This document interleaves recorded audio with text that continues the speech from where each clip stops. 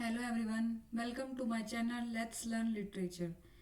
तो Victorian time period के सारे राइटर हमने कंप्लीट कर लिए थे। आज से हम शुरू करते हैं मॉडर्न टाइम पीरियड।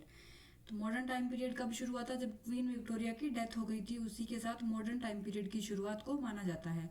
1901 से 1945। 1945 में क्या हुआ था? जो सेकेंड वर्ल्ड वॉर था वो खत्म हुआ था।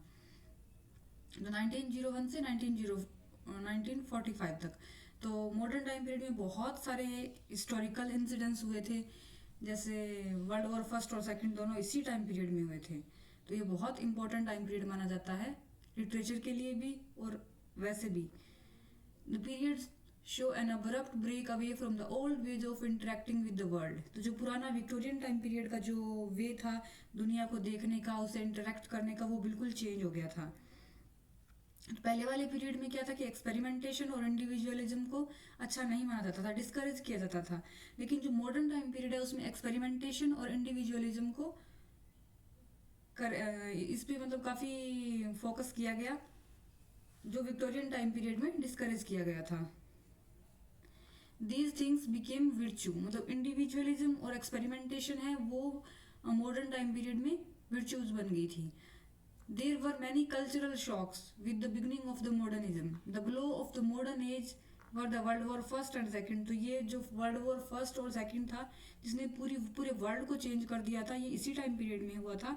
और इनके बाद क्या हुआ था कि ये लोगों के लिए बहुत ही ट्रोमेटिक था।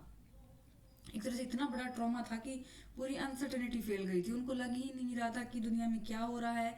जैसे अमेरिका ने अटैक किया जापान पे, उनकी जो दो सिटी थी हिरोशिमा और नागासाकी, एटम बम से अटैक किया तो बिल्कुल डिस्ट्रॉय हो गई एक पलक झपकते ही। तो इसकी वजह से लोगों को लगा कि पता नहीं जो वर्ल्ड है वो किस ओर जा रहा है।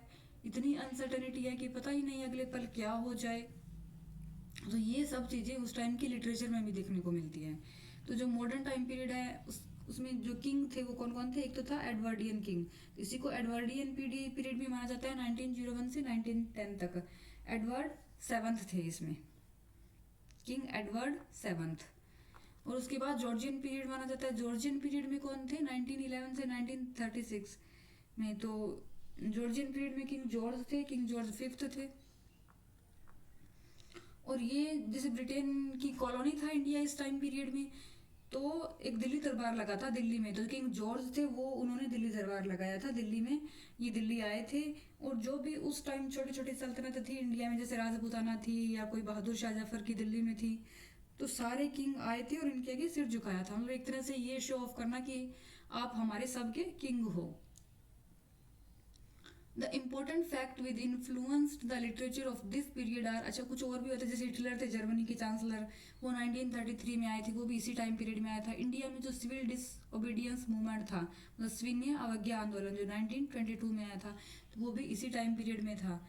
The Victorian peace and order was no more, मतलब विक्टोरियन टाइम पीरियड में जो पीस था उस टाइम इंग्लैंड ने बहुत प्रोग्रेस की थी। विक्टोरिया, जब क्वीन विक्टोरिया का रेन था तो पूरे इंग्लैंड में बहुत पीस था, वो अब खत्म हो गया था। वर्ल्ड वॉर की वजह से जो अनरेस्ट और वायलेंस है वो पूरी तरह से फैल चुका था। Imperialism became a disturbing factor in the world. जैसे यूरोप की कंट्रीज थी वो अपनी कॉलोनीज बना रहे थे, जैसे इंडिया को कॉलोनी बनाया, और भी छोटी छोटी कंट्रीज थी, आसपास की सारी कंट्री थी उसको कॉलोनी बना रहे थे और अपनी सुपरमेसी शो कर रहे थे। तो इसी के चक्कर में जो यूरोपियन नेशन थे वो एक दूसरे के राइवल बन गए थे। और जो वर्ल्ड वॉर है वो इसी की वजह से हुआ था। 1914 से 1918 में फर्स्ट वर्ल्ड वॉर हुआ था। वर्ल्ड वॉर फर्स्ट हुआ था 1914 में शुरू हुआ था, 1918 में खत्म हुआ था। This war mark the end of Victorian optimism, जो ऑप्टिमिज्म था विक्टोरियन वो यहाँ बिल्कुल खत्म हो गया था। तो जो मेन इंसिडेंट इस टाइम पीरियड में हुए थे उनको मैंने ऐड किया है। जैसे 1918 में woman gain right to vote in Great Britain है, उसमें ब्रिटेन में वुमेन्स को वोटिंग का राइट मिला था 18 में। जो फिनलैंड था उसमें सबसे पहले मिला था वुमेन्स को, और वो मिला था 1906 में। तो फिनलैंड में वुमेन्स को पहले मिल गया था, 1906 में मिला था, लेकिन ब्रिटेन में मिला था 1918 में। और फर्स्ट नोबेल प्राइज कब से शुरू हुआ था? 1901 में। तो नोबेल प्राइज इसी टाइम पीरियड में शुरू हुआ था। फर्स्ट नोबेल प्राइज शुरू हुआ था 1901 में। इन 1902 the second bore war in south Africa split Britain. तो ब्रिटेन को इस वॉर ने तोड़ दिया था, क्योंकि जो पार्लियामेंट में जो लोग थे वो कुछ थे वो इसके खिलाफ थे और कुछ थे वो इसके फेवर में थे, तो इसी की वजह से जो पावर थी पार्लियामेंट की वो रिडक्शन हो गया था उसका। Pablo Picasso started cubism 1907 to 1911, तो क्यूबिज्म कब था 1907 से 1911 में, और पैब्लो पिकासो ने स्टार्ट किया था। अल्बर्ट आइंस्टीन ने रिलेटिविटी, थ्योरी ऑफ रिलेटिविटी इसी टाइम पीरियड में दी थी। 1905 में रेडियो एक्टिविटी पे बुक आई थी जो अर्नेस्ट रुदरफोर्ड ने पब्लिश की थी, वो भी इसी टाइम पीरियड में आई थी। एरोप्लेन इंजन जो था, एयरप्लेन के लिए जो इंजन बना था सबसे पहले या उड़ाया गया था फर्स्ट टाइम 1908 में राइट ब्रदर्स ने, वो भी इसी टाइम आया था। एबे theatre was founded in Dublin, और किसने ये फाउंड किया था, W.B. ईट्स और लेडी ग्रेगरी ने। इसको सेल्टिक रिवाइवल भी बोलते हैं। First woman in the world get to vote in Finland, सबसे पहले वुमेन्स को वोट का जो राइट था वो फिनलैंड में मिला 1906 में। राइमर्स क्लब फॉर्म किया गया था, W.B. ईट्स इसके मेंबर थे। 4 एंथोलॉजीज एंटाइटल्ड जॉर्जियन पोएट्री, तो एक आया था जिसमें 4 एंथोलॉजी थी जॉर्जियन पोएट्री के नाम से, वो 1911 से 22 के बीच पब्लिश हुआ था। Press tycoons started mass audience newspaper, तो बहुत बड़े लेवल पे न्यूज़पेपर्स का प्रोडक्शन शुरू हो गया था। Dadaism, surrealism, imagism, impressionism and expressionism flourished as art movements, तो ये जो जितने भी इज्म है इनको हम एक सेपरेट वीडियो में डिटेल में करेंगे। टाइटैनिक 1912 में डूबा था। W.B. ईट्स को नोबेल प्राइज मिला था लिटरेचर के लिए 1923 में, और G.B. शॉ को मिला था 1926 में। Foundation was laid for the British Commonwealth of Nations.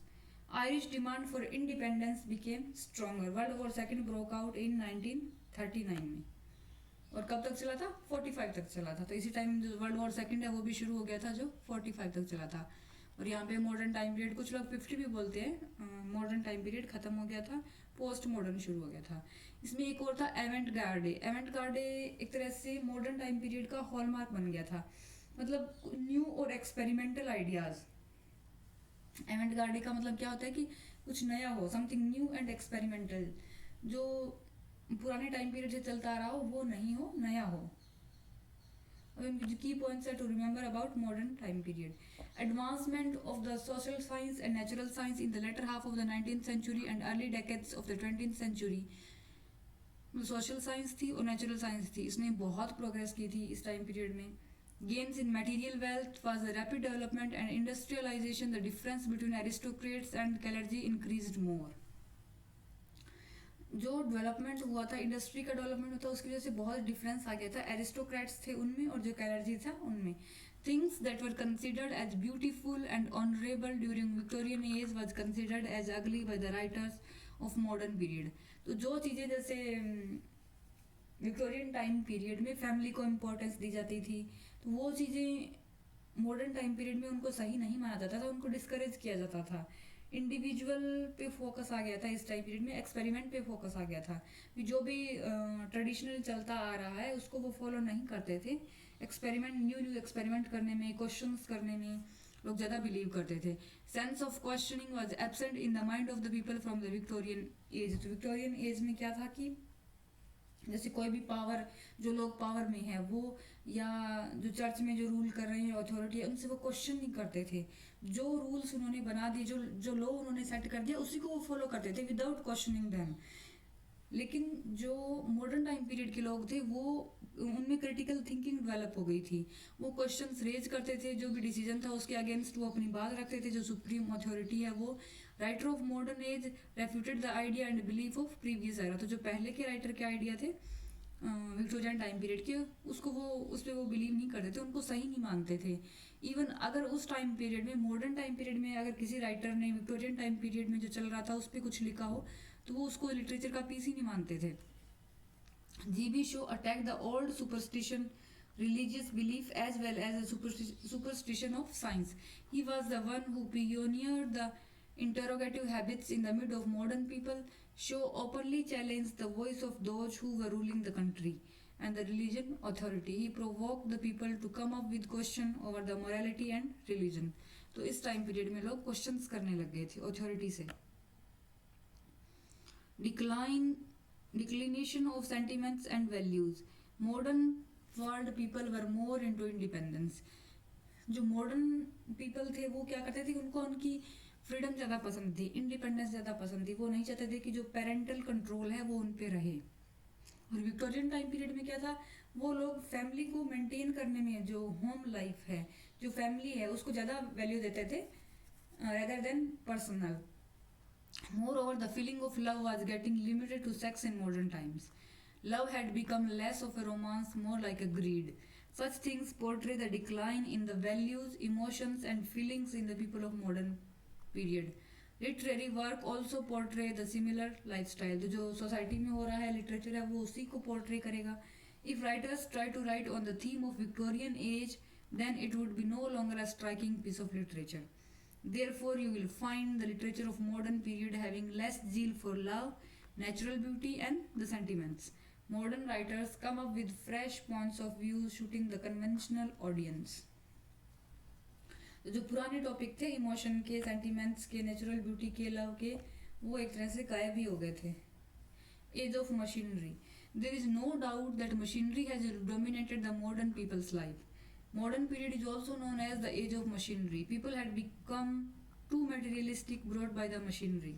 There is no doubt that the advent of machinery made life comfortable for modern men. इसमें क्या था कि मशीनरी का बहुत यूज होने लग गया था. ऑफ कोर्स इसमें कोई डाउट नहीं है कि मशीनरी की वजह से ह्यूमन बीइंग है उसकी लाइफ काफ़ी आसान हो गई थी. जो लाइफस्टाइल है वो बहुत इजी हो गया था. प्रोडक्शन ऑफ गुड्स है वो बहुत ज़्यादा होने लग गया था. But the downward side of mechanical life was that man has mechanical like a clock. लेकिन इंसान भी एक तरह से क्लॉक की तरह ही बन गया था. Using all his energy not according to his or her own will. अपनी इच्छा से कुछ नहीं कर रहा था, rather than according to the time scheme. Such atmosphere of modern life brought great distress among the people. तो ये सारे कैरेक्टरिस्टिक्स थे वो मॉडर्न टाइम पीरियड के थे, जो विक्टोरियन टाइम पीरियड से बहुत अलग थे, कम्प्लीटली चेंज हो गए थे. और इस टाइम पीरियड में वैसे भी हुआ भी बहुत कुछ था, जैसे वर्ल्ड वार हुए थे, दोनों के दोनों वर्ल्ड वार हो गए थे. साइंस ने बहुत प्रोग्रेस कर ली थी, मेडिकल साइंस ने कर ली थी, इंडस्ट्री में भी बहुत प्रोडक्शन शुरू हो गया था. तो इसी वजह से सब कुछ चेंज हो गया था. तो अब इसके बाद जो भी मॉडर्न टाइम पीरियड के राइटर हैं उनको वन बाय वन करेंगे. Thank you for watching. अगर आपको वीडियो अच्छा लगे तो please like and subscribe the channel.